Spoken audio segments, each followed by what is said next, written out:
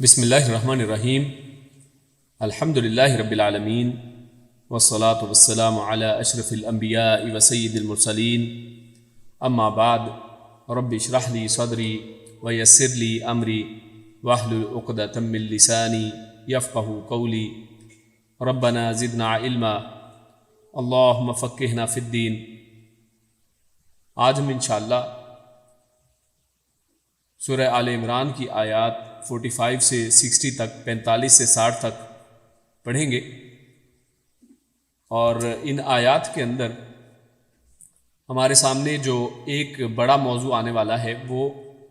مسیح عیسیٰ ابن مریم علیہ السلام کے بارے میں ہے، ان کی پیدائش کی خوشخبری کے حوالے سے، اور کس طرح سے اللہ رب العزت نے ایک معجزاتی انداز سے ان کو تخلیق کیا ہے، ان کی پیدائش کی ہے، اور پھر انہی کے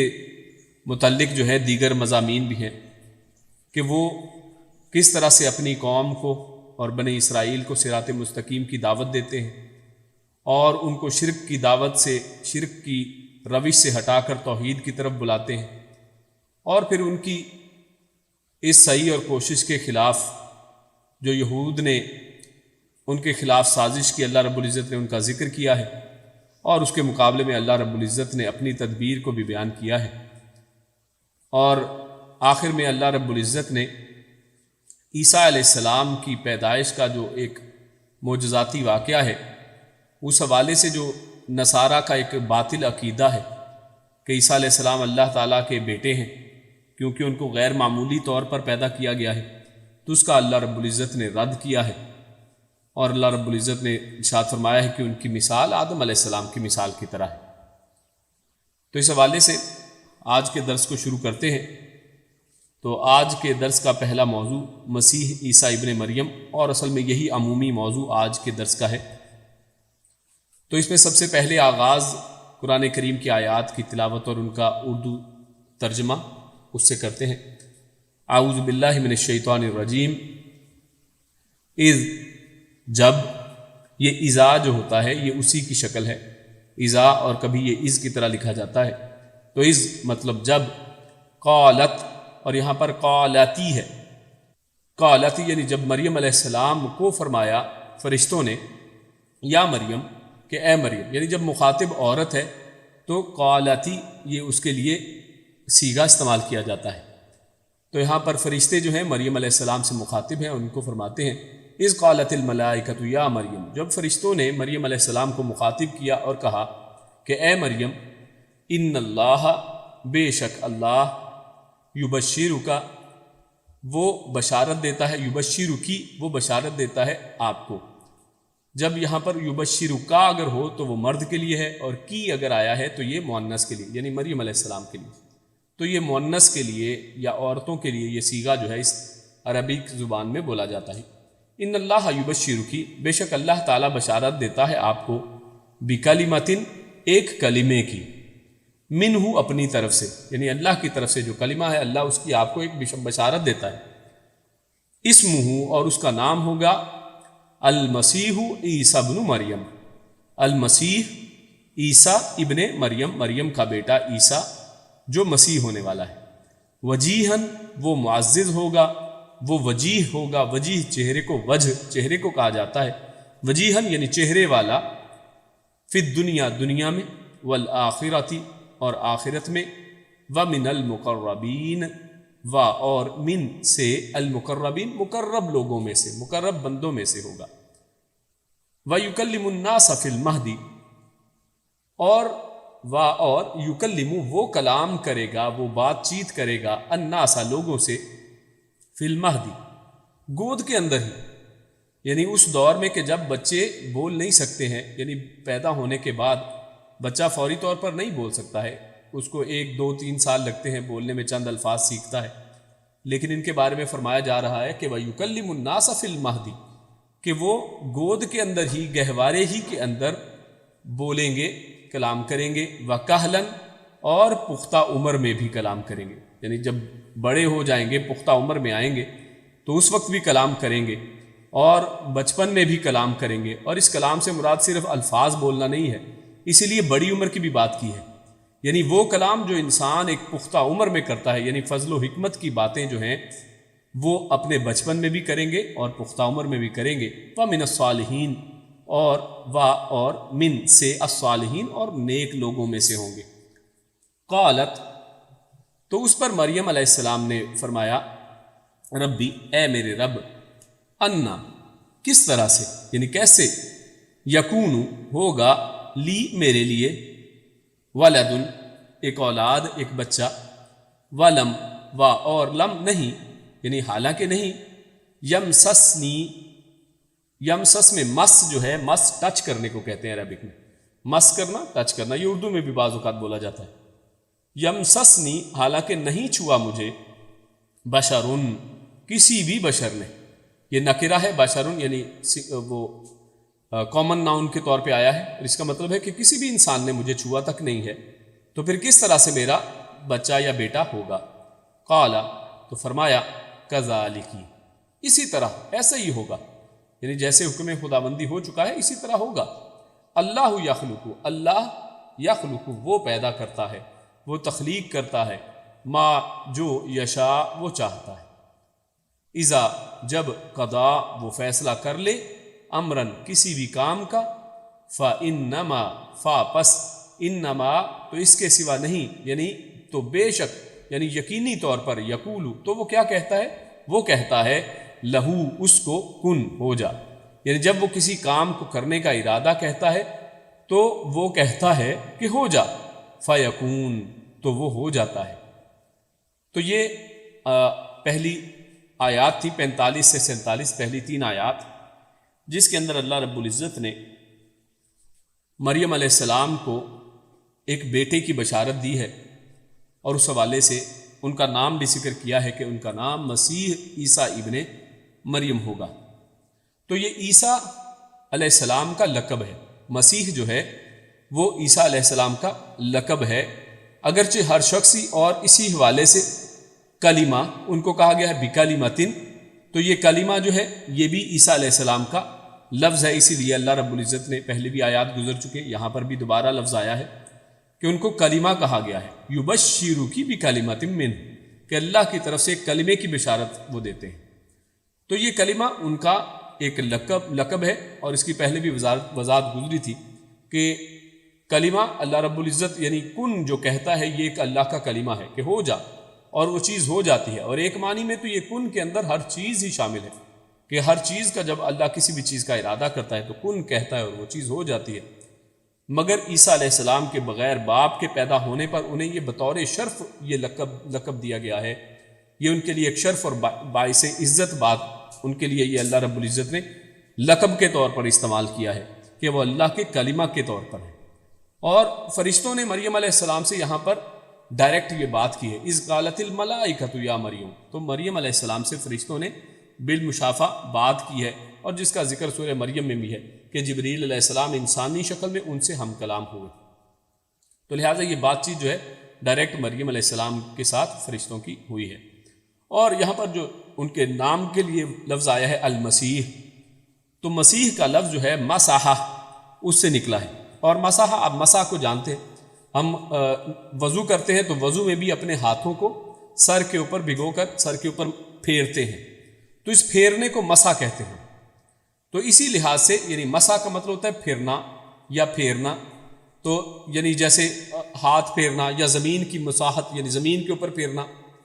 تو کیونکہ عیسیٰ علیہ السلام کو اسی نسبت سے مسیح کہا جاتا ہے، کیونکہ ایک تو وہ زمین میں پھرنے والے، اور دوسرا اس حوالے سے بھی کہتے ہیں علماء کہ کیونکہ انہوں نے شادی نہیں کی ہے اور زمین میں اللہ رب العزت کے دین کی خاطر وہ پھرے ہیں، تو ان کے اس یعنی عمل کی وجہ سے ان کو مسیح کہا جاتا ہے۔ اور اس لیے کہ وہ بیماروں اور کوڑیوں پر ہاتھ بھی پھیرتے تھے اور وہ تندرست ہو جاتے تھے ان کے ہاتھ پھیرنے کی وجہ سے، یا اس بنا پر کہ آپ ہر وقت زمین میں سفر کرتے رہتے تھے۔ تو ابن کثیر نے یہ مختلف مطالب یہاں پر ذکر کیے ہیں جو مسح کے میننگ کے اندر آتے ہیں، اور یہاں پر مسح یعنی مسیح کے 4 اللہ رب العزت نے اوصاف بیان کیے ہیں، یعنی جب ان کی خوشخبری دے دی کہ آپ کو یہ خوشخبری دی جاتی ہے تو ان کے پھر اوصاف کچھ بتائے گئے ہیں، ان کی صفات، ان کی کوالٹیز، ان کے کریکٹرز بتائے گئے ہیں، اور وہ 4 بتائے گئے ہیں اس جگہ پر، اس آیت کے اندر، ان آیات کے اندر۔ وہ سب سے پہلا کریکٹر کیا بتایا کہ وہ کیا ہوں گے؟ وجیہن، وہ وجیح ہوں گے، یعنی بہت وجاہت والے ہوں گے۔ اور جو آپ جانتے ہیں کہ چہرہ انسان کا آئینہ ہوا کرتا ہے، انسان چہرے سے پہچانا جاتا ہے، تو اس لیے اللہ رب العزت نے یہاں پر لفظ چہرے کا استعمال کیا، وجہ چہرے کو کہا جاتا ہے، اور وجیہن یعنی چہرے والے، اور اس لیے اونچے مرتبے کو بھی وجاہت کہا جاتا ہے، تو لہٰذا ان کے اونچے مرتبے اور ان کے خوبصورت چہرے کی وجہ سے ان کو وجیہن کہا گیا ہے۔ اور دوسرا، مقرب لوگوں میں سے ہوں گے، وَمِنَ الْمُقَرَّبِينَ، اور وہ مقرب اللہ کے جو قریبی لوگ ہیں ان میں سے عیسیٰ علیہ السلام کو گنا گیا ہے۔ اور تیسرا یہ کہ وہ وَيُكَلِّمُ النَّاسَ فِي الْمَهْدِ، وہ گہوارے ہی میں یعنی وہ گود ہی کے اندر جو ہے وہ کلام کریں گے، اور ادھیڑ عمر میں یعنی بوڑھی عمر میں بھی، دونوں عمروں میں یکساں حکیمانہ کلام کریں گے۔ گہوارے میں ان کا کلام سورہ مریم میں آیت نمبر 30 سے 33 میں اللہ رب العزت نے نقل کیا ہے، اور ادھیڑ عمر میں کلام کرنے میں ان کے دوبارہ اترنے کی طرف بھی اشارہ ہے، یعنی اس میں یہ بھی اشارہ ہے۔ کیوں؟ کیونکہ ہم سب جانتے ہیں کہ مسیح علیہ السلام جو ہیں ان کو جب اللہ رب العزت نے جو اگلی آیات میں بھی آئے گا، ان کو ان کی جوانی ہی کے اندر اللہ رب العزت نے ان کو واپس اوپر اٹھا لیا، اللہ رب العزت نے ان کو اپنے پاس بلا لیا، اور ان کے بارے میں نبی اکرم صلی اللہ علیہ وسلم اور قرآن مجید کے شواہد بھی اس کے اوپر ہیں کہ ان کو آخر زمانے کے اندر دوبارہ نبی اکرم صلی اللہ علیہ وسلم کی اس امت کے اندر بھیجا جائے گا، اور وہ بطور نبی اور نئی شریعت اور شارع کے نہیں آئیں گے، بلکہ اس پیارے نبی صلی اللہ علیہ وسلم آخری نبی محمد رسول اللہ صلی اللہ علیہ وسلم کی اتباع کے اندر ان کی امت کے اندر آئیں گے،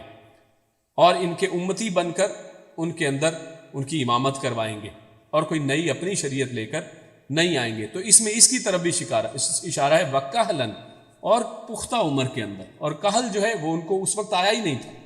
تو لہٰذا اس سے یہ اس چیز کی طرف اشارہ ملتا ہے کہ انہوں نے دوبارہ زمین کی طرف اترنا ہے، اور اللہ رب العزت ان کو دوبارہ زمین میں بھیجیں گے، جیسا کہ صحیح حدیث سے ثابت ہے۔ اور چوتھی جو صفت ان کی بیان کی گئی ہے وہ ہے کہ وہ صالحین سے ہوں گے، وَمِنَ الصَّالِحِينَ، وہ صالحین سے ہوں گے، اور صالح وہ ہے جس کے سارے کام درست ہوں، صالح یعنی درست۔ اس لیے سلیمان علیہ السلام جیسے جلیل القدر پیغمبر نے صالح بندوں میں داخل کیے جانے کی دعا کی۔ تو اس خوشخبری کے اوپر جب ان کو خوشخبری ملی مریم علیہ السلام کو، تو انہوں نے آگے سے کہا قالت ربی انا یکون لی ولد، کہ یہ لڑکا کیسے ہوگا؟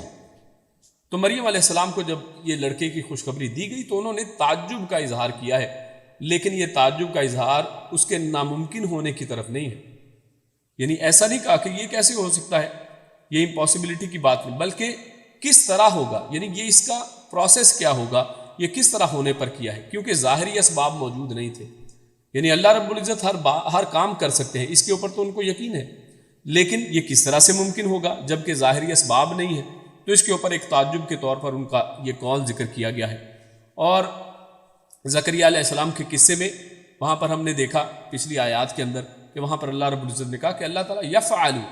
وہ کرتا ہے، یعنی جیسے وہ کرتا ہے، لیکن یہاں پر اللہ رب العزت نے کہا کذالک اللہ یخلق، اللہ جس طرح چاہے پیدا کرتا ہے۔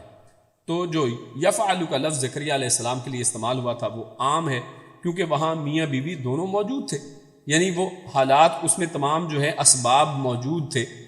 اور اللہ رب العزت نے اپنی قدرت کے ساتھ ان دونوں کو اولاد سے نوازا، یحییٰ جیسی اولاد ایک نبی اولاد کے ساتھ نوازا، لیکن یہاں پر کیونکہ یہ اسباب ہی موجود نہیں ہیں، لہٰذا یہاں پر اللہ رب العزت نے یخلق کا لفظ جو ہے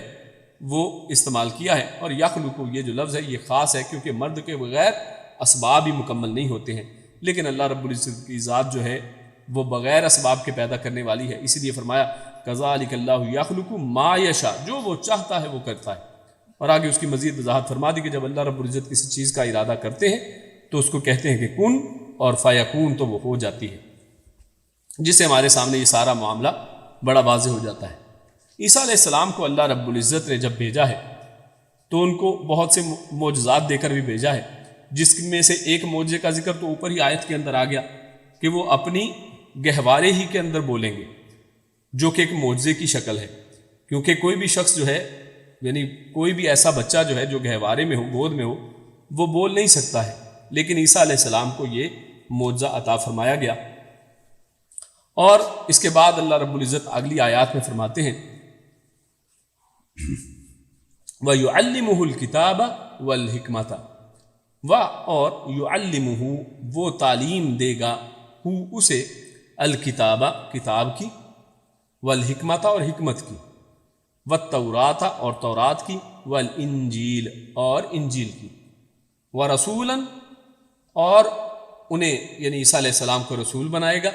الی بنی اسرائیل یعنی اللہ رب العزت نہ صرف ان کو پیدا کرنے والے ہیں بلکہ ان کو کتاب اور حکمت اور تورات اور انجیل کی تعلیم بھی دینے والے ہیں، اور بنی اسرائیل کی طرف ان کو رسول بنانے والے ہیں۔ یعنی مریم علیہ السلام کو یہ ساری باتیں یہ فرشتے جو ہیں بتا رہے ہیں، انی قد کہ بے شک، قد یقیناً، جئتکم میں آیا ہوں، یعنی وہ بنی اسرائیل کو کیا کہیں گے کہ یقیناً میں آیا ہوں، جئتو میں آیا ہوں، کم تمہارے پاس، بآیتن ایک نشانی کے ساتھ، من ربکم تمہارے رب کی طرف سے، انی کہ بے شک میں، اخلقو میں بناتا ہوں، اور وہ نشانی کیا ہے کہ میں بناتا ہوں، اخلقو میں بناتا ہوں، لکم تمہارے لیے، من الطین مٹی سے، کا ہیئۃ الطیر کا کی طرح یعنی مثال، جیسے، ہیئہ جیسے کہ ایک پرندے جیسے کہ ایک شکل، الطیری پرندے کی، یعنی جیسے پرندے کی شکل کی وہ مٹی سے کہتے کہ میں بناتا ہوں، فانفخ پھر انفخ میں پھونکتا ہوں، یعنی پھونک مارتا ہوں، فیہ اس مٹی کے اس پرندے کے اندر، فیکون پھر وہ ہو جاتی ہے، طیرن پرندہ، یعنی وہ پرندہ بن جاتا ہے، باقاعدہ ایک زندہ پرندہ۔ لیکن یہ سب کیسے ہوتا ہے؟ آخر میں فرمایا بِإِذْنِ اللَّهِ، بھی ساتھ، اذن اللہ اللہ کے حکم سے، اللہ کی اجازت کے ساتھ، یعنی وہ خود یہ کام نہیں کرتے ہیں بلکہ اس کا نسبت انہوں نے اللہ کے ساتھ کی ہے کہ یہ سب کو سب اللہ رب العزت کے حکم سے ہوتا ہے۔ اور آگے فرمایا وَأُبْرِئُ اور ابرئ میں درست کر دیتا ہوں، الْأَكْمَحَ پیدائشی اندھے کو، والابرص اور کوڑی کو، وأحیی اور میں زندہ کرتا ہوں، الموتى مردوں کو، باذن اللہ اللہ کے حکم سے۔ تو باذن اللہ کو یہاں پر دوبارہ ذکر کیا گیا ہے، یعنی اسی چیز کے اوپر اہمیت اس چیز کو دینے کے لیے کہ یہ سب معجزات جو ہیں یہ ایسا نہیں ہے کہ یہ میرے اپنے ہاتھ میں ہیں، بلکہ یہ سب اللہ کے حکم سے ہونے والا ہے، یعنی یہ سب کے اوپر تصرف جو ہے دسترس اللہ رب العزت کی ہے۔ ہاں اللہ رب العزت نے یہ معجزات مجھے عطا کیے ہیں۔ وَأُنَبِّئُكُمْ اور انبئ میں خبر دیتا ہوں، کم تم سب کو، بما اس کی جو تأکلون تم سب کھاتے ہو، وما تدخرون اور ما جو تدخرون تم سب ذخیرہ کرتے ہو، فی بیوتکم اپنے گھروں میں، ان فی ذالک لآیۃ ان بے شک، فی ذالک اس کے اندر، لآیۃ یقیناً نشانی ہے، لام یہ یقیناً والا ہے یعنی تاکید کے لیے ہے، آیتن ایک نشانی ہے، لکم تم سب کے لیے، ان اگر تم ہو، مؤمنین ایمان لانے والے، یعنی اگر تم سب ایمان والے ہو تو ان سب کے لیے یہ جو تمام معجزات اور یہ ساری بات احوال بتائے گئے ہیں اس سب کے اندر تمہارے لیے نشانی ہے۔ تو ان آیات کے اندر کچھ چیزیں میں نے ساتھ بیان کی، کچھ اس کی وضاحت آگے پڑھ لیتے ہیں۔ تو سب سے پہلی بات جو ہمارے سامنے آئی وہ یہ کہ وَيُعَلِّمُهُ الْكِتَابَ یعنی عیسیٰ علیہ السلام کو تورات اور ہر کتاب بغیر پڑھے آتی تھی، یعنی اس سے ایک معنی جو ہے موضح کے اندر شاہ عبد القادر نے لکھی ہے وہ یہ کہ عیسیٰ علیہ السلام کو تورات اور ہر کتاب بغیر پڑھے آتی تھی، اللہ رب العزت نے ان کو یہ علم سکھا دیا تھا، اور یہ سب معجزے ہیں۔ اور بعض مفسرین الکتابہ سے مراد، کیونکہ کتاب کتابت کو کہتے ہیں، یعنی اس کا معنی، الکتاب کا معنی لکھنا کیا ہے، یعنی الکتاب مطلب لکھنا، تو اللہ رب العزت نے ان کو لکھنا بھی سکھا دیا تھا، یعنی وہ لکھنا بھی جانتے تھے، اور اس کے ساتھ ساتھ وہ مختلف علوم جیسے آپ کے سامنے الکتاب والحکمہ والتورات والانجیل، تو یہ ساری کتابوں کو اللہ رب العزت نے ان کو سکھا دیا تھا، تو یہ ان کے لیے ایک معجزہ ٹھہرا۔ اور اسی طرح آگے بات آئی کہ انی اخلقو، یہ بات آئی کہ انی اخلقو لکم من الطین کہیۃ الطیر، یعنی میں آپ کے لیے، یعنی تمہارے لیے میں مٹی سے پرندے بنا کے دکھاتا ہوں، یعنی یہ ایک نشانی معجزے کے طور پر تاکہ تم حق کو تسلیم کر لو۔ تو یہاں پر انی اخلقو، تو خالقہ سے مراد یہاں پر کیا ہے؟ تو خالقہ ہم سب جانتے ہیں کہ خالقہ کا ظاہری اور شکل و صورت بنانے کے معنی میں استعمال ہوا ہے یہاں پر، یعنی خالقہ سے مراد یہ نہیں ہے کہ جس طرح اللہ رب العزت تخلیق کرتے ہیں، بلکہ یہاں پر خالقہ سے مراد کیا ہے کہ میں آپ کے لیے جیسے پرندے کی شکل ہوتی ہے، اسی لیے لفظ آیا من الطین کہیئۃ الطیر، جیسے پرندے کی شکل ہوتی ہے اس طرح کی میں تمہارے لیے اس مٹی سے بنا دیتا ہوں۔ جیسا کہ حدیث میں ہے کہ قیامت کے دن اللہ تعالیٰ تصویر بنانے والوں سے فرمائے گا، وہاں پر بھی اللہ رب العزت نے خالقہ کا لفظ استعمال کیا، احیوا ما خلقتم، کہ تم نے جو کچھ بھی خلق کیا ہے، یعنی جو تم پینٹنگ اور جو تم نے تصویریں بنائی ہیں تو ان کو زندہ کر کے دکھاؤ۔ اور یہ زندہ چیزوں کی پینٹنگ کے بارے میں ہے، اور احادیث میں اس کے بارے میں ذکر ہے کہ زندہ قسم کی پینٹنگ جو ہیں، یعنی زندہ جانداروں کی تصویریں بنانا، وہ اسی لیے منع ہے کیونکہ اللہ رب العزت قیامت والے دن ایسے لوگوں کو بدترین عذاب دے گا اور ان سے کہے گا کہ تم اپنی اس تخلیق کے اندر ان کو زندہ کر کے دکھاؤ۔ تو وہاں پر بھی خلق کا ذکر کیا گیا ہے، اور اس خلق سے مراد وہ خلق نہیں ہے کہ جیسے اللہ رب العزت تخلیق کرتا ہے، بلکہ مٹی جو اللہ نے تخلیق کی ہے اس سے ایک شکل انہوں نے پرندے کی بنائی ہے اور پھر اللہ کے حکم سے اس کے اندر پھونکا ہے۔ اور اسی لیے آخر میں فرمایا بِإِذْنِ اللَّهِ، اور بِإِذْنِ اللَّهِ کا لفظ بار بار لایا ہے،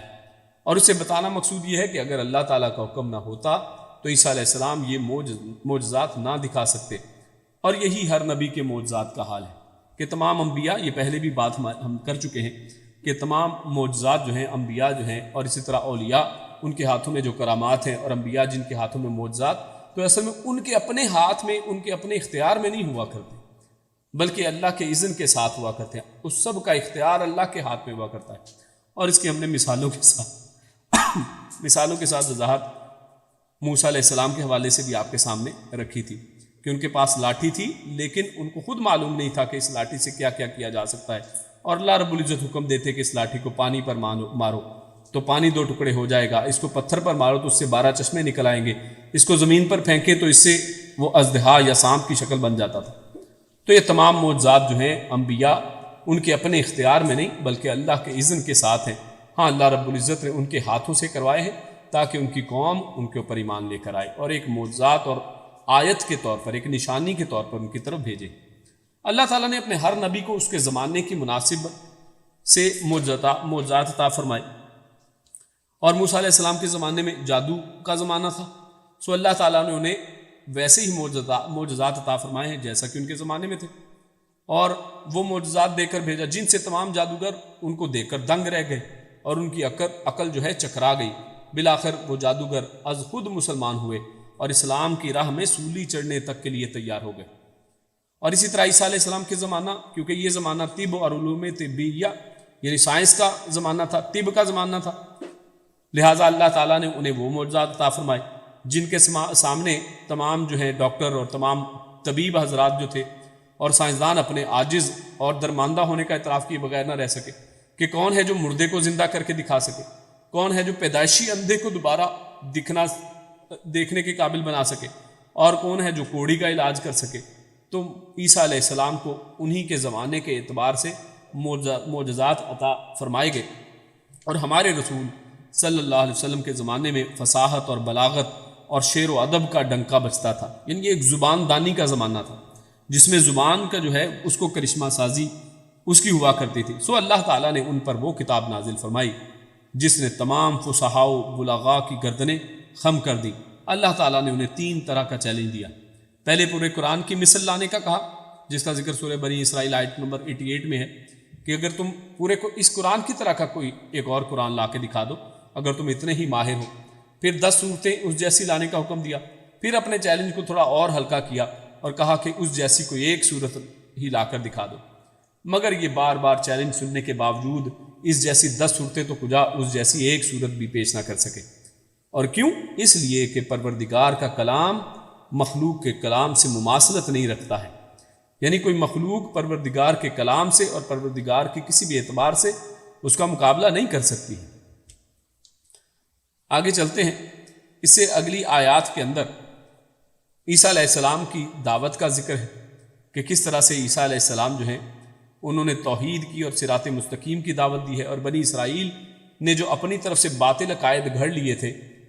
ان کو جو مقصد دیا گیا، ان کا مشن جو دیا گیا عیسیٰ علیہ السلام کو، یہ کہ ان کو واپس توحید کی طرف بلایا جائے اور ان کو واپس جو ہے صحیح اور سیدھے راستے کی طرف دعوت دی جائے۔ تو اس حوالے سے اللہ رب العزت ارشاد فرماتے ہیں و مصدقا لما بین یدیہ، و اور مصدقا تصدیق کرنے والا ہوں، لما اس کی جو، یعنی عیسیٰ علیہ السلام کے حوالے سے بیان کیا جا رہا ہے کہ وہ کہتے ہیں کہ میں تصدیق کرنے والا ہوں، لما اس کی جو بین یدیہ، بین درمیان میں ہے، یدیہ میرے دونوں ہاتھوں کے، من التوراتی تورات کی، یعنی کیا ان کے دونوں ہاتھوں کے آگے ہے یا پھر ان سے پہلے، یدیہ بین یدیہ کا ایک اور معنی ہوتا ہے کہ جو ان سے پہلے، یعنی جو پہلے سے موجود ہے اس کی میں تصدیق کرنے والا ہوں۔ اور پہلے سے کیا تھا؟ تورات پہلے سے موجود تھی، جس کو موسیٰ علیہ السلام جو ہیں بطور شریعت اور بطور صحیفہ کتاب کے طور پر دے کر گئے تھے۔ تو من التوراتی تورات میں، یعنی تورات کی میں تصدیق کرنے والا ہوں، ولی و اور لی اس لیے کہ اہلا میں حلال کروں، لکم تمہارے لیے، بعد الذی بعض ان چیزوں کو جو حرم حرام کی گئی، علیکم تم پر، یعنی تم پر جو پہلے سے کچھ چیزیں حرام کر دی گئی تھی تاکہ میں ان کو تمہارے لیے حلال کر دوں۔ آگے اس کی وضاحت آئے گی۔ وجئتکم اور جئت میں آیا ہوں، کم تمہارے پاس، بآیاتن بی ساتھ، آیتن ایک نشانی کے، من ربکم تمہارے رب کی طرف سے، فاتقوا اللہ، فا پس اتقو تم سب ڈرو، اللہ سے، واطیعونی اور میری اطاعت کرو۔ تو لہٰذا یعنی آخر میں وہ کہتے ہیں کہ اللہ سے ڈرو کیونکہ میں تمہارے پاس آیت لے کر آیا ہوں، میں تمہارے پاس احکامات لے کر آیا ہوں، اور کچھ چیزیں جو تم نے حرام کر لی تھی ان کو حلال کرنے آیا ہوں تمہارے لیے، اور اس کی تصدیق کرنے آئے ہوں جو تورات جو ہے جو تمہارے پاس پہلے سے موجود ہے، لہٰذا اللہ سے ڈرو اور میری اطاعت کرو۔ ان اللہ ربی، بے شک اللہ رب العزت، ربی وہ میرا رب ہے، وہ ربکم اور تمہارا بھی رب ہے، فاعبدوہ، فاعبدوہ پس اسی ایک کی ہی عبادت کرو، پس اسی کی عبادت کرو، یعنی فا یہاں پر پس کے لیے، اعبدو یعنی تم سب عبادت کرو، ہو اس کی، یعنی اس سے مراد اللہ رب العزت کی، لہٰذا اسی اللہ رب العزت کی عبادت کرو کیونکہ وہ میرا اور تم سب کا رب ہے۔ ھذا صراط مستقیم، ھذا یہ ہے، صراط سیدھا رستہ، مستقیم بالکل، یعنی صراط یہ ایک رستہ ہے، مستقیم بالکل سیدھا۔ فلما پھر جب، احسا محسوس کیا، یعنی جب انہوں نے دین کے صحیح راستے کی بات کی اور اس چیز کی بات کی کہ جو تمہارے پاس پہلے سے موجود ہے میں اس کی تصدیق کرنے والا ہوں، اور جو چیزیں تم نے حرام پہلے تم پر کی گئی تھی، اور بعض ان میں سے چیزیں جو ہیں ان کے اپنے علماء نے آپس میں ایک دوسرے کے اوپر حرام کر لی تھی، یعنی وہ اللہ رب العزت نے ان کا حکم نہیں دیا تھا بلکہ انہوں نے اپنے اوپر خود ان کو حرام کر لیا تھا، بعض مفسرین نے اس طرح لکھا ہے۔ تو لہٰذا ان چیزوں کو جنہوں نے تمہیں اپنے اوپر خود حرام کر لیا ان کو حلال کرنے آیا ہوں، تو اس کے اوپر جو ہے یہ جب اس دعوت کو اور ایک رب کی بات کرنے کے لیے انہوں نے بات کی کہ میں، لہٰذا تمہیں چاہیے کہ اس کی عبادت کرو کہ جو میرا اور تم سب کا رب ہے، اور یہ صحیح راستہ ہے۔ تو آپ کو پتہ ہے کہ جب سیدھے راستے کی دعوت دی جائے تو جیسے سورہ عصر کے اندر ہے، تو سیدھے راستے کی دعوت کا لامحالہ نتیجہ یہ نکلتا ہے کہ لوگ آپ کے دشمن بن جایا کرتے ہیں، اور یہاں پر بھی ایسا ہی ہوا ہے کہ جب انہوں نے سیدھے راستے کی دعوت دی تو لوگوں نے ان کی دشمنی کے اوپر وہ امڑ آئے۔ اسی کا ذکر اللہ رب العزت اس آیت میں فرماتے ہیں، فلما احسا، فا پس لما جب، احسا محسوس کیا، عیسیٰ علیہ السلام نے، منہم ان سے، الکفر کفر کو یعنی انکار کو، تو کہا، قال کہا، من کون ہے، انصاری میرے مددگار، اللہ اللہ کی طرف، یعنی اللہ کے ساتھ میرا یہ جو پیغام ہے اس حوالے سے اللہ کی خاطر میرا کون مدد کرنے والا ہے۔ قال الحواریون، قال فرمایا، کہا، الحواریون حواریوں نے، یعنی حواری سے مراد مددگار، یعنی جو لوگ مدد کے لیے اٹھ کھڑے ہوئے انہوں نے کہا، نحن انصار اللہ، ہم ہیں اللہ کے مددگار، آمنا ہم ایمان لائے ہیں، باللہ اللہ پر، واشہد اور آپ گواہ رہیں، بِأَنَّا ساتھ اس کے کہ بے شک ہم مسلمون، ہم سب فرما بردار ہیں۔ تو ان آیات کے اندر سب سے پہلی بات جو اس پہلی آیت کے اندر آئی وہ یہ کہ انہوں نے اپنا مقصد بیان کیا کہ مجھے مقصد کیا دیا گیا ہے، میرا مشن میرے آنے کا کیا ہے، اس کو بیان کیا ہے۔ تو عیسیٰ علیہ السلام کے وقت تورات میں سے کئی حکم جو ہے وہ مشکل تھے، یعنی اس میں کچھ احکامات اس طرح کے ان کی یعنی بنی اسرائیل کے اندر ایسے احکامات ان کی تورات میں دیے گئے تھے کہ جو بہت مشکل تھے، جن کے اوپر عمل کرنا مشکل تھا، اور وہ مشکل احکامات وہ موقوف ہوئے۔ عیسیٰ علیہ السلام کے آنے سے ان مشکل احکامات کو وہاں پر ہی روک دیا گیا اور اللہ رب العزت نے آسانی والا معاملہ کیا، اور یعنی جو چیزیں حرام ان کے لیے کر دی گئی تھی، جس کا ذکر فرمایا کہ وَلِأُحِلَّ لَكُمْ بَعْدَ الَّذِي حُرِّمَ عَلَيْكُمْ، کہ جو تم پر حرام کی گئی تھی چیزیں ان کو میں تمہارے لیے حلال کرنے کے لیے آیا ہوں، یعنی اللہ کے حکم سے۔ تم جو ان کو جو حکم مشکل تھے ان کو آسانی دی انہوں نے، اور باقی وہی تورات کا حکم تھا، اس لیے کہا کہ جو تورات ہے اس کی میں تصدیق کرنے آیا ہوں، لیکن اس میں سے جو چیزیں مشکل ہیں ان کو آسان تمہارے لیے کرنے آیا ہوں۔ اور عیسیٰ علیہ السلام اپنی کوئی الگ مستقل شریعت لے کر مبعوث نہیں ہوئے تھے، بلکہ موسیٰ علیہ السلام کی شریعت ہی کی تائید اور تصدیق کرنے اور بنی اسرائیل کو تورات پر عمل کی دعوت دینے کے لیے آئے تھے۔ البتہ تورات میں بعض چیزیں جو بطور تشدید یعنی شدت کے ساتھ ان پر حرام کر دی گئی تھی، ان کو اللہ کے حکم سے حلال کر دینا بھی ان کے مقصد میں شامل تھا کہ آپ جو پہلی شریعت کے اندر مشکل تھی تو اب یعنی اسی شریعت کے اندر ان کو آسانی میں بدل دیا جائے۔ جیسے اونٹ کا گوشت اور حلال جانوروں کی چربی وغیرہ بنی اسرائیل کے اندر تورات کے اندر وہ حرام تھی کہ آپ اونٹ کا گوشت نہیں کھا سکتے ہیں، اور اسی طرح حلال جانور جو ہیں ان کی چربی کو استعمال نہیں کر سکتے۔ تو اس طرح کے مشکل احکامات تھے کہ جس کی وجہ سے یعنی جن کے اندر انسان کا دل للچاتا اور رغبت ہوتی ہے کہ انسان ان کو استعمال کرے، اور اس وجہ سے بعض اوقات جب کھانے کی ضرورت پڑے تو آپ اس کو کھا نہیں سکتے ہیں۔ تو عیسیٰ علیہ السلام نے آ کر یہ حلال چیزیں کر دیں کہ یہ بھی حلال ہیں کہ آپ حلال جانوروں کی چربی کو کھا سکتے ہیں۔ اور بعض علماء نے کہا ہے کہ عیسیٰ علیہ السلام نے صرف ان چیزوں کو حلال قرار دیا جنہیں یہود نے آپس کے اختلاف اور اپنی باتوں کی وجہ سے حرام قرار دے لیا تھا، یعنی خود ہی اپنی طرف سے حرام قرار دے لیا تھا۔ یعنی ان سے کوئی چیز آئی تو انہوں نے کہا کہ اچھا یہ بھی حرام ہے اور یہ بھی، یعنی خود ہی اپنی طرف سے فتوے انہوں نے اپنی قوم کے اوپر یہ لگا دیے تھے۔ تو ان چیزوں کو عیسیٰ علیہ السلام نے حلال اصل میں کر دیا کہ جن کو انہوں نے اپنے اوپر خود ہی حرام ٹھہرا لیا تھا۔ تو بعض مفسرین نے یہ بھی بات کہی ہے، لیکن زیادہ صحیح یہی ہے کہ انہوں نے بعض چیزوں کی حرمت کو منسوخ بھی کیا ہے، یعنی عیسیٰ علیہ السلام نے یہ دونوں ہی کام کیے ہیں کہ جو غلط چیزیں تھیں ان کو درست کیا ہے، پلس جو چیزیں پہلے شدت والی تھیں عیسیٰ علیہ السلام نے اس شریعت کے اندر کچھ نرمی بھی لے کر آئے ہیں۔ ان اللہ ربی، اور آگے وہ فرماتے ہیں جو دوسری آیت ہے، اور اس میں وہ توحید کا بیان کرتے ہیں، یعنی پہلے ان کی شریعت کے اندر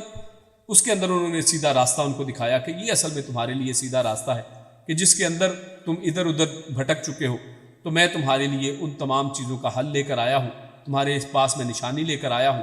اور لہٰذا تمہیں اللہ سے ڈرنا چاہیے اور میری اطاعت کرنا چاہیے۔ اور آگے فرمایا کہ میری یعنی اطاعت کی جب بات کی تو اس سے یہ بھی اب عیسیٰ علیہ السلام کے ماننے والے نصارہ اور عیسائی ہیں، ان کا عقیدہ اصل میں یہ بن چکا تھا، اور جو باطل عقیدہ تھا وہ یہ کہ عیسیٰ علیہ السلام جو ہیں وہ خود یا تو اللہ کے بیٹے ہیں یا وہ خود اللہ ہیں، یعنی ان کو وہ رب بھی مانتے تھے یا پھر رب کا اللہ کا بیٹا مانتے تھے، اور مانتے ہیں آج بھی بہت سے لوگ ایسے۔ تو اس کا انہوں نے رد خود عیسیٰ علیہ السلام نے فرمایا اور کہا کہ ان اللہ ربی و ربکم، کہ اللہ رب العزت جو میرا بھی رب ہے اور تم سب کا بھی رب ہے، یعنی مجھے بھی پالنے والا، میری پرورش کرنے والا، مجھے پیدا کرنے والا وہ اللہ ہے، اور تم سب کا بھی رب، تم سب کا بھی دستگیر اور داتا، وہ سب کچھ وہ اللہ رب العزت کی ذات ہے۔ فاعبدوہ، لہٰذا تمہیں چاہیے کہ تم مجھے اللہ اور مجھے معبود نہ بناؤ بلکہ صرف اسی کو معبود بناؤ۔ تو لہٰذا اپنے معجزات کے بیان کے بعد انہوں نے ضروری سمجھا کہ اصل دین یعنی جو حقیقی جو اصل میسج ہے توحید کا میسج، اس کو بھی بیان کر دیا جائے، اور انہوں نے اس کی تاکید فرمائی کہ میرا اور تمہارا رب جو ہے، میرا تمہارا داتا جو ہے وہ اللہ ہے، اور سو اسی کی عبادت کرو۔ مگر افسوس کہ نصرانیوں نے مسیح علیہ السلام کو اللہ یا اللہ کا بیٹا قرار دے کر رب اور نفع نقصان کا مالک سمجھ لیا اور ان سے فریادیں کرنے لگے۔ تو آگے فرمایا فلما احس عیسیٰ منہم الکفر، یعنی صرف عقل سے نہیں، یہاں پر یہ بات کی گئی ہے فلما احس، جب انہوں نے حواس حس کے، اور حس کیسے، سینسز کو، یعنی جب انہوں نے اپنی سینسز کے ساتھ، یعنی صرف عقل سے نہیں بلکہ آنکھوں سے اور کانوں سے یہ حقیقت جان لی، یعنی جب بہت واضح ہو گئی بات کہ یہود اور ان کے علماء دلائل و معجزات کے سامنے بے بس ہو چکے ہیں، مگر ماننے کی بجائے ان کی زندگی کے درپے ہیں، یعنی اب وہ ان کے خلاف ہو چکے ہیں، ان کی جان لینا چاہتے ہیں، ان کے خلاف سازشیں کر رہے ہیں، تو انہیں اپنے دنیا سے رخصت ہونے میں کچھ شبہ نہ رہا کہ اب یہ جو ہے وہ میرے پیچھے پڑ چکے ہیں، میرے خلاف سازشیں کر رہے ہیں۔ تو اب فکر تھی تو یہ کہ دین کی اشاعت اور تبلیغ کا کام رکنا نہیں چاہیے۔ چنانچہ انہوں نے اپنے پیروکار، اپنے جو اپنے ماننے والے ہیں، ان سے پوچھا کہ کون ہے جو اللہ کی طرف دعوت دینے اور اس کے راستے پر چلنے اور چلانے میں میرا مددگار ہو۔ یعنی ایسا لگتا ہے کہ جیسے اب یعنی انہوں نے کہا، یعنی ان کا گمان یہ، انہوں نے فلما احسا، انہوں نے محسوس کر لیا کہ یہ کفر کی وجہ سے اب جو ہے اب مجھے زیادہ کام نہیں کرنے دیں گے، تو لہٰذا مجھے اپنے ساتھ اپنے حواریوں کی ضرورت ہے جو میری مدد کریں اس دین کے کام کو آگے بڑھانے کے لیے۔ تو اللہ تعالیٰ کی توفیق سے چند لوگ ایمان لائے اور پوری تندہی کے ساتھ عیسیٰ علیہ السلام کی مدد کرتے رہے، اور یہی لوگ عیسیٰ علیہ السلام کے حواری کہلائے۔ تو یہ حواری اصل میں وہ ہیں جنہوں نے عیسیٰ علیہ السلام کی ان کی دعوت میں مدد کی ہے۔ اور یہاں یہ بات قابل غور ہے کہ عیسیٰ علیہ السلام اپنے ساتھیوں سے مدد مانگ رہے ہیں، اور اگر عیسیٰ علیہ السلام خود خدا ہوتے یا خدا کا بیٹا ہوتے یا اگر وہ مختار کل ہوتے تو مدد مانگنے کی کیا ضرورت تھی؟ ہمارے دور کے جو بہت سے قبر پرست ہیں وہ بھی کچھ اسی طرح کے ہیں، اور وہ بھی ایسی عجیب و غریب باتیں کرتے ہیں، اور اس آیت سے وہ استدلال کر کے فوت شدہ بزرگوں سے وہ چیزیں مانگتے ہیں جو ان کے اختیار میں ہی نہیں ہیں، اور دلیل میں یہ آیت پیش کرتے ہیں۔ عیسیٰ علیہ السلام کا یہ قول جو ہے ویسا ہی ہے جیسا کہ رسول اللہ صلی اللہ علیہ وسلم ہجرت سے پہلے زمانہ حج میں مختلف قبائل عرب سے فرمایا کرتے تھے کہ کون ہے جو مجھے پناہ دے۔ یعنی اللہ کے نبی صلی اللہ علیہ وسلم نے بھی اسی طرح کے الفاظ دہرائے ہیں، اور جب بھی حج کا موقع آتا، حج کا زمانہ آتا، تو اس کے اندر وہ دیگر جو قبائل وہاں پر حج کرنے کے لیے اکٹھے ہوتے، ان سے کہتے کہ وہ کون ہے جو مجھے پناہ دے تاکہ میں لوگوں تک اپنے رب کا پیغام پہنچا سکوں، اس لیے کہ قریش نے مجھے یہ پیغام پہنچانے سے روک رکھا ہے۔ تو آخر آپ صلی اللہ علیہ وسلم کو انصار کی شکل میں وہ جماعت مل گئی جنہوں نے آپ کو پناہ دی اور اپنی جان و مال سے آپ کی مدد کی۔ مگر آپ کے حواری صرف یہ انصار نہیں ہیں، بلکہ انصار کے ساتھ ساتھ مہاجر بھی آپ کے حواری تھے، آپ کے مدد کرنے والے تھے، جیسا کہ رسول اللہ صلی اللہ علیہ وسلم نے جنگ خندق کے دوران 3 دفعہ انہوں نے پوچھا کہ کون ہے جو بنو قریظہ کی خبر لائے گا، اور تینوں دفعہ زبیر رضی اللہ تعالیٰ عنہ نے اپنے آپ کو پیش کیا، تو آپ صلی اللہ علیہ وسلم نے فرمایا ہر نبی کے حواری ہوا کرتے ہیں اور میرا حواری زبیر ہے رضی اللہ عنہ۔ تو آگے چلتے ہیں، اب اس سے اگلی آیت کے اندر کفار کی سازش اور پھر اللہ رب العزت نے کیا تدبیر عیسیٰ علیہ السلام کے حوالے سے کی اس کا ذکر ملتا ہے۔ پڑھتے ہیں، اللہ رب العزت فرماتے ہیں ربنا، اے ہمارے رب، یعنی جب حواریوں کو چن لیا گیا، حواری عیسیٰ علیہ السلام کے ساتھ ان کی پکار کے اوپر، ان کی ندا کے اوپر انہوں نے لبیک کہا، تو پھر ان حواریوں نے یہ کہا کہ ربنا، اے ہمارے رب، آمنا، ہم ایمان لائے، بما، اس پر جو انزلتا، تو نے نازل کیا، واتبعنا، اور ہم نے پیروی کی، الرسول، رسول کی، فاکتبنا مع الشاہدین، پس اکتب، تو لکھ لے، نا ہمیں، مع، ساتھ، الشاہدین، گواہی دینے والوں کے ساتھ، یعنی تو ہمیں بھی گواہی دینے والے جو لوگ ہیں ان کے اندر لکھ لے، کیونکہ ہم نے کیا کیا، ہم ایمان لا کر لے آئے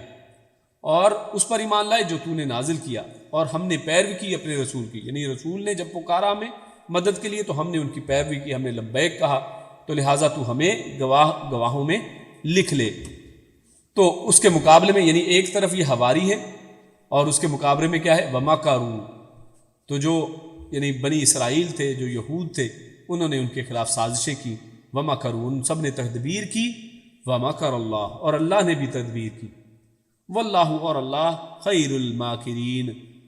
خیر یعنی سب سے بہتر، الماکرین تدبیر کرنے والوں میں سے، یعنی اللہ سب سے بہترین تدبیر کرنے والے ہیں۔ اذ قال اللہ، جب قال، کہا، اللہ نے، یا عیسیٰ، اے عیسیٰ، انی، بے شک میں، متوفی کا، متوفی پورا لینے والا ہوں، کا تجھے، ورافیو کا، اور رافیو اور اٹھانے والا ہوں، کا تجھے، الیہ اپنی طرف، ومطہرو کا، اور مطہرو پاک کرنے والا ہوں، کا تجھے، من الذین، من سے، الذین ان لوگوں سے جو کفروا جنہوں نے کفر کیا، وجاعل الذین وجاعل اور بنانے والا ہوں الذین ان لوگوں کو جنہوں نے اتبعوک تیری پیروی کی فوق الذین کفروا فوق اوپر الذین ان لوگوں کے جو کفروا جنہوں نے کفر کیا الی یوم القیامہ قیامت کے دن تک، یعنی جنہوں نے تمہاری پیروی کی ان لوگوں کو بھی اللہ رب العزت فرما رہے ہیں کہ میں ان کو بھی بلند کرنے والا ہوں ان سب سے جنہوں نے کفر کیا قیامت کے دن تک، یعنی ہمیشہ جو حق کی جماعت ہے وہی غالب رہے گی۔ ثم الیہ ثم پھر الیہ میری ہی طرف مرجعکم تمہارا لوٹنا ہے، فاحکم تو میں فیصلہ کروں گا بینکم تم سب کے درمیان، فیما اس بارے میں جو تم تھے، فیہ جس کے بارے میں تختلفون تم اختلاف کرتے، یعنی آخر میں قیامت والے دن اللہ رب العزت ہر طرح کے اختلافات کو حل کرنے والے اور فیصلہ کرنے والے۔ تو ان آیات میں سب سے پہلے جو بات کی گئی ہے کہ ربنا آمنا، تو یہ وجہ سے بات کی کہ یہ ان اصل میں حواریوں کا قول ہے، انہوں نے فرمایا، انہوں نے کہا حواریوں نے، مددگار لوگوں نے کہ اے ہمارے رب ہم اس پر ایمان لائے جو تم نے نازل فرمایا اور ہم رسول کے پیروکار بن گئے، سو تو ہمیں شہادت دینے والوں کے ساتھ لکھ لے۔ تو اس کے بعد فرمایا کہ ایک طرف تو یہ ہے اور دوسری طرف کون ہے؟ وَمَكَرُوا مکر کرنے والے لوگ۔ شیخ شنقیطی وہ فرماتے ہیں کہ یہاں کسی تدبیر کا ذکر نہیں ہے، یعنی جیسے ہم نے پڑھا وَمَكَرُوا وَمَكَرَ اللَّهُ، یعنی وہ کیا مکر تھا یہ یہاں پہ نہیں بیان کیا گیا، اور اللہ نے کیا مکر کیا، کیا تدبیر کی، وہ بھی یہاں پر بیان نہیں ہوا ہے اس آیت کے اندر۔ لیکن قرآن کریم کی دوسری جگہ پر اس کا ذکر ہے کہ انہوں نے آپ علیہ السلام کو قتل کرنے کا ارادہ کر لیا، عیسیٰ علیہ السلام کے قتل کا انہوں نے ارادہ کیا، یہ ان کی تدبیر تھی، ان کا مکر یہ تھا، جیسا کہ فرمایا سورۃ النساء آیت نمبر 157 کہ وَقَوْلِهِمْ إِنَّا قَتَلْنَا الْمَسِيحَ عِيسَى ابْنَ مَرْيَمَ رسول اللہ، کہ اور ان کے یہ کہنے کی وجہ سے کہ بلا شبہ ہم نے ہی مسیح عیسیٰ ابن مریم کو قتل کیا جو اللہ کا رسول تھا، یعنی یہ ان کا مکر تھا کہ ہم عیسیٰ علیہ السلام کا قتل کریں، جو اصل میں یعنی ان کو تو یہ لگا کہ ہم نے عیسیٰ علیہ السلام کو قتل کیا ہے، لیکن اللہ رب العزت کی خفیہ تدبیر کیا تھی جس کے بارے میں فرمایا وَمَكَرُ اللَّهُ مَكَرَ اللَّهُ، اور اللہ نے بھی تدبیر کی، تو اللہ کی تدبیر اس کا ذکر بھی سورۃ النساء آیت نمبر 57 میں ہے کہ وَمَا قَتَلُوهُ، اصل میں انہوں نے قتل نہیں کیا ان کو، وَمَا صَلَبُوهُ، اور نہ ہی ان کو صلیب پر چڑھایا، وَلَكِنْ شُبِّهَ لَهُمْ، بلکہ ان کے لیے اس معاملے کو ہی یعنی مشتبہ بنا دیا گیا، اور لیکن ان کے لیے کسی کو یعنی کسی اور کو مسیح علیہ السلام کا شبیہ بنا دیا گیا، ان کی شکل دے دی گئی، جس کی وجہ سے وہ ایسا لگا انہیں کہ جیسے انہوں نے عیسیٰ علیہ السلام ہی کو جو ہے ان کا قتل کیا ہے یا ان کو صلیب پر چڑھایا ہے، لیکن اللہ فرما رہے وما قتلوہ، انہوں نے ان کو قتل نہیں کیا، اور نہ ہی صلبوہ، نہ ہی انہیں صلیب چڑھا سکے۔ تو یہ اللہ رب العزت کی تدبیر تھی کہ وہ اپنی طرف سے اللہ کے نبی کو کے قتل کے منصوبے بناتے ہیں، اور اللہ رب العزت کس طرح سے کسی اور شخص کی شکل جو ہے مسیح علیہ السلام کی طرح کی کر کے ان کو ان کی جگہ پر سولی پر چڑھا دیتے ہیں۔ تو یہ اللہ رب العزت کی تدبیر ہے، واللہ خیر الماکرین، اور اللہ رب العزت بہترین تدبیر کرنے والے۔ تو آگے اس کے بعد اگلی آیت کے اندر جو اہم بات ہے وہ یہ کہ اللہ رب العزت نے فرمایا کہ انی متوفیک و رافعک الیہ، کہ میں آپ کو پورا لینے والا ہوں اور آپ کو اپنی طرف اٹھانے والا ہوں۔ تو یہ اہم الفاظ ہیں۔ قتادہ رحمہ اللہ وغیرہ اور بعض مفسرین فرماتے ہیں کہ اس کا مطلب یہ ہے کہ میں تجھے اپنی طرف اٹھا لوں گا، پھر اس کے بعد تجھے فوت کروں گا، یعنی ان کو زندہ جو ہے اللہ رب العزت اوپر اٹھانے کی بات یہاں پر کر رہے ہیں۔ ابن عباس رضی اللہ تعالیٰ عنہ وہ فرماتے ہیں کہ یعنی میں تجھے مارنے والا ہوں، اور اسی طرح ابن جریر رحمہ اللہ فرماتے ہیں کہ توفا سے یہاں مراد ان کا رفع ہے، یعنی توفا سے مراد یہاں پر کیا ہے کہ ان کو اللہ رب العزت نے رافع کا، جس کا آگے لفظ میں بھی ذکر ہے کہ ان کا رفع ہے، یعنی ان کو اوپر اٹھانا۔ اور اکثر مفسرین کا قول ہے کہ وفات سے مراد یہاں نیند ہے، یعنی اللہ رب العزت نے ان کو حقیقی موت یہاں پر نہیں دی ہے بلکہ ان کو اٹھا لیا ہے، جس کا ذکر قرآن کریم میں یہ متوفی کا جو لفظ ہے یہ نیند کے لیے بھی آیا ہے۔ شیخ الاسلام امام ابن تیمیہ رحمہ اللہ نے الجواب الصحیح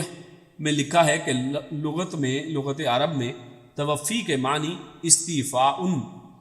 اور قبض کے ہی آئے ہیں، یعنی قبض کرنے کے حوالے سے آئے ہیں، اور یہ بھی کہ یہ نیند کی صورت میں بھی ہو سکتا ہے، یعنی یہ جو قبض ہے اور یہ توفی جو لفظ ہے یہ نیند کی شکل میں بھی ہو سکتا ہے اور موت کی صورت میں بھی ہو سکتا ہے، اور یہ روح اور بدن دونوں کو لے لینے کے معنی میں بھی آتا ہے۔ کیوں؟ کیونکہ دیکھیے یہاں پر ہے متوفی، جس کا اصل معنی ہے پورا پورا لے لینا،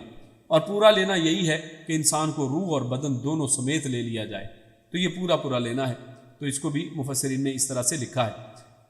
اور اس آیت میں اصل میں یہی مراد ہے کہ ان کو روح اور بدن دونوں کے ساتھ اللہ رب العزت نے اپنے پاس اٹھا لیا۔ خلاصہ یہ ہے کہ اس آیت میں متوفی کا و رافیع کا سے عیسیٰ علیہ السلام کا مع جسم آسمان کی طرف اٹھایا جانا مراد ہے، جیسا کہ فرمایا وَرَافِعُكَ إِلَيَّ، اور تجھے اپنی طرف اٹھانے والا ہوں۔ اور ایک اور جگہ اللہ نے عیسیٰ علیہ السلام کے قتل اور سولی کی نفی فرمائی اور توفی کا لفظ استعمال کیے بغیر فرمایا بل رفعہ اللہ الیہ، یعنی وہاں پر توفی کا لفظ ہی نہیں اللہ نے ذکر کیا، بلکہ فرمایا کہ بلکہ رفعہ اللہ، اللہ نے بلند کیا اپنی طرف، بلکہ اللہ نے اسے اپنی طرف اٹھا لیا۔ اور فرمایا وَإِن مِّنْ أَهْلِ الْكِتَابِ إِلَّا لَيُؤْمِنَنَّ بِهِ قَبْلَ مَوْتِهِ وَيَوْمَ الْقِيَامَةِ يَكُونُ عَلَيْهِمْ شَهِيدًا، اور اہل کتاب میں کوئی نہیں مگر اس کی موت سے پہلے اس پر ضرور ایمان لائے گا۔ سورۃ النساء آیت نمبر 159 میں اللہ فرماتا ہے کہ اہل کتاب میں سے کوئی ایسا نہیں ہے مگر اس کی موت سے پہلے اس پر ضرور ایمان لائے گا، اور وہ قیامت کے دن ان پر گواہ ہوگا، یعنی یہود و نصارہ۔ یہ بڑی اہم بات ہے، اس کو نوٹ، کیونکہ بعض لوگ آج جو ہیں عیسیٰ علیہ السلام کے دوبارہ یعنی اوپر اٹھائے جانے کے بھی قائل نہیں ہیں، یعنی آج کے کچھ چند نئے جو ہیں نئے مفسرین اور محققین وہ اس چیز کے قائل ہی نہیں ہے کہ عیسیٰ علیہ السلام کو زندہ اٹھایا گیا اور وہ دوبارہ تشریف لائیں گے، اور جبکہ یہ بات صحیح احادیث سے ثابت ہے، صحیح بخاری اور مسلم میں احادیث اس کے اوپر دلالت کرتی ہیں، لیکن وہ ان سب کا انکار کرتے ہیں اور اس سارے موضوع کو ہی وہ بالکل ایک جھوٹ سمجھتے ہیں، جبکہ اس آیت کے اندر اس کی طرف بڑا ہی گہرا اشارہ ہے۔ اور اللہ رب العزت فرماتے ہیں کہ اور اہل کتاب میں کوئی نہیں مگر اس کی موت سے پہلے اس پر ضرور ایمان لائے گا، اور وہ قیامت کے دن ان پر گواہ ہوگا۔ یعنی مطلب اس کا یہ ہے کہ یہود و نصارہ یا تو مقابلے میں قتل ہو جائیں گے یا اسلام لے آئیں گے، یعنی ایک ہی چیز ہے کہ وہ ضرور ان پر اہل کتاب جو لوگ ہیں وہ سب ان کے اوپر ایمان لے آئیں گے ان کی وفات سے پہلے۔ بہی یعنی لکھا ہوا ہے الا لیؤمنن بہ قبل موتی، یعنی عیسیٰ علیہ السلام کی وفات سے پہلے تمام جو اہل اسلام کا ان کے اوپر ایمان لانا یہ لازم ہے۔ اور جبکہ ہم لوگ جانتے ہیں کہ سب لوگ جب عیسیٰ علیہ السلام کو جب یہ دعویٰ کرتے ہیں کہ ان کو اگر قتل کر دیا گیا تو اس حوالے سے یہ تو بات بڑی واضح ہو گئی کہ بنی اسرائیل نے ان کے اوپر ایمان نہیں لایا ہے بلکہ ان کا قتل کیا ہے، جو ایمان کے بالکل مخالف ایک چیز ہے، یعنی کفر کیا ہے۔ تو یہاں پر اللہ رب العزت فرما رہے ہیں کہ وہ ضرور اس پر ایمان لائیں گے، اور یعنی ان کی موت سے پہلے، اس سے یہ ثابت ہوتا ہے کہ ان کی موت ابھی واقع نہیں ہوئی ہے، اور جو قیامت والے دن وہ ان پر گواہ ہوں گے۔ تو مقابلے میں جب یعنی یا تو یہ کہ یہود و نصارہ یا تو مقابلے میں قتل ہو جائیں گے یا اسلام لے آئیں گے، اور عیسیٰ علیہ السلام صلیب توڑ دیں گے۔ یعنی احادیث میں بخاری مسلم کی حدیثوں میں جو ہمارے سامنے موضوعات ان کا خلاصہ یہ ہے کہ اس وقت تمام لوگ یہود و نصارہ یا تو قتل ہو جائیں گے یا جو باقی بچیں گے وہ اسلام لے آئیں گے، اور عیسیٰ علیہ السلام صلیب کو توڑ دیں گے، جزیہ ختم کر دیں گے، خنزیر کو قتل کریں گے۔ چنانچہ جب عیسیٰ علیہ السلام فوت ہوں گے تو ان کی وفات سے پہلے ہر موجود یہودی اور نصرانی، یعنی جو اصل میں اہل کتاب ہیں، ان کی نبوت اور ان کے آسمان پر زندہ اٹھائے جانے اور دوبارہ اترنے پر ایمان لا چکے ہوں گے۔ چنانچہ بخاری اور مسلم میں مذکور اس حدیث کے آخر میں یہ بھی ہے کہ ابو ہریرہ رضی اللہ تعالی عنہ یہ حدیث بیان کر کے فرماتے اگر چاہو تو یہ آیت پڑھ لو، یعنی اس کی دلیل میں یہ قرآن کی آیت بھی ساتھ پیش کرتے، یعنی یہ حدیث اور اس آیت کو دونوں کو آپس میں ملاتے اور ایک دوسرے کے ساتھ ٹیلی کرتے اور کہتے کہ یہ آپ یہ آیت پڑھ لیں جو بھی اوپر پیش کی گئی، وَإِن مِّنْ أَهْلِ الْكِتَابِ إِلَّا لِيُؤْمِنَنَّ بِهِ قَبْلَ مَوْتِهِ۔ تو اس حوالے سے ہمارے سامنے یہ موضوع بڑے واضح طور پر ہمارے سامنے آ جاتا ہے کہ عیسیٰ علیہ السلام کو اللہ رب العزت نے اپنے پاس اوپر بما جسم کے اٹھا لیا ہے، اور قیامت کے قریب عیسیٰ علیہ السلام کو دوبارہ اللہ رب العزت زمین پر بھیجے گا، لیکن اس وقت وہ کوئی نئی شریعت لے کر نہیں آئیں گے بلکہ شریعت محمدیہ ہی کی پیروی کے ساتھ ان کے اندر اتریں گے۔ وَجَاعِلُ الَّذِينَ اتَّبَعُوكَ فَوْقَ الَّذِينَ كَفَرُوا، آگے اللہ رب العزت نے فرمایا وَجَاعِلُ الَّذِينَ اتَّبَعُوكَ فَوْقَ الَّذِينَ كَفَرُوا، کہ عیسیٰ علیہ السلام کے اول جو تابع نصارہ ہیں، یعنی جو سب سے پہلے پیروی کرنے والے کون ہیں عیسیٰ علیہ السلام، ان کے اپنے نصارہ، ان کے اپنے حواری، تو ان کے بعد مسلمان ہیں۔ وہ کیسے کہ مسلمان بھی جو ہیں سو یہ ہمیشہ غالب رہیں، یعنی پہلے جو عیسیٰ علیہ السلام کے تابع وہ ہوئے، اور عیسیٰ علیہ السلام نے خود فرمایا کہ اس کے بعد میں اپنے بعد ایک نبی کی بشارت دینے والا ہوں جن کا نام احمد ہوگا، تو لہٰذا ہم اس نبی کو ماننے والے ہیں، تو در حقیقت ہم بھی عیسیٰ علیہ السلام کی اس پیشن گوئی کے اوپر ایمان لانے والے ہیں۔ تو یہ سب جو لوگ ہیں، یہ سب ایمان لانے والے لوگ یہ ہمیشہ غالب رہیں گے، اس کی طرف اللہ رب العزت نے اشارہ کیا ہے۔ حافظ ابن کثیر لکھتے ہیں کہ ان سے مراد صرف نصارہ بھی ہو سکتے ہیں، اور مطلب یہ ہے کہ یہود جو مسیح کے منکر ہیں ان پر نصارہ ہمیشہ غالب رہیں گے، تو یہ بھی ایک موقف ہے۔ اور اس سے مراد یہ بھی ہے کہ قیامت کے قریب جب مسیح علیہ السلام تشریف لائیں گے تو ان کے پیروکار مسلمان سب کفار پر غالب ہوں گے، یعنی عیسائی اور مسلمان یہ سب جو ہیں،